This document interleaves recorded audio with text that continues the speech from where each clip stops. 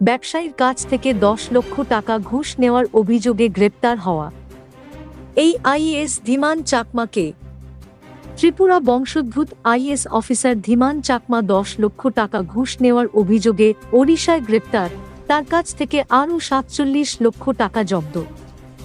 দুর্নীতির বিরুদ্ধে এক বড় অভিযানে ওড়িশার ভিজিল্যান্স বিভাগ গতকাল 2021 ব্যাচের ভারতীয় প্রশাসনিক পরিষেবা আইএএস কর্মকর্তা ধীমান চাকমাকে একজন ব্যবসায়ীর কাছ থেকে 10 লক্ষ টাকা ঘুষ নেওয়ার অভিযোগে গ্রেপ্তার করেছে।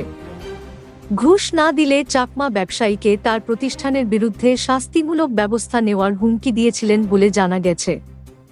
তার গ্রেপ্তারের পর ভিজিল্যান্স অফিসাররা তার সরকার বরাদ্দকৃত বাসভবনে অভিযান চালায়, যার ফলে অতিরিক্ত 47 লক্ষ টাকা বেহিসাবি নগদ উদ্ধার করা হয়, যা দুর্নীতির পরিমাণ নিয়ে গুরুতর উদ্বেগ প্রকাশ করে।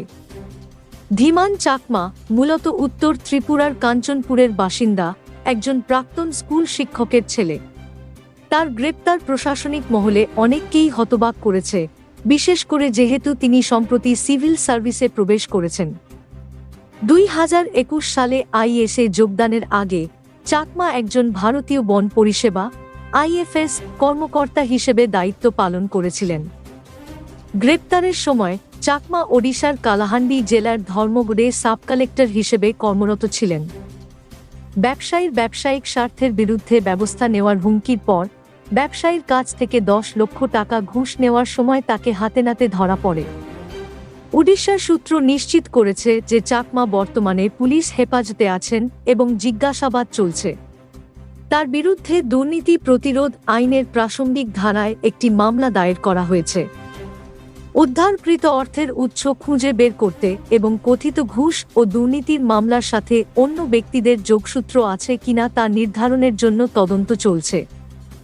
এই ঘটনাটি ব্যাপক জনরোষের জন্ম দিয়েছে এবং ভারতের আমলাতন্ত্রের মধ্যে দুর্নীতি বিরোধী কঠোর ব্যবস্থা গ্রহণের আহ্বান পুনর্ব্যক্ত করেছে।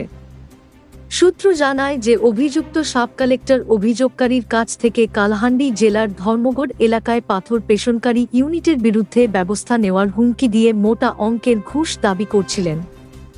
অন্য কোনো উপায় না পেয়ে পাথর ভাঙ্গার ইউনিটের মালিক ভিজিল্যান্স বিভাগের সাথে যোগাযোগ করেন, যারা রবিবার একটি ফাঁদ পাতে এবং ধীমান চাকমাকে হাতে নাতে ধরে ফেলে।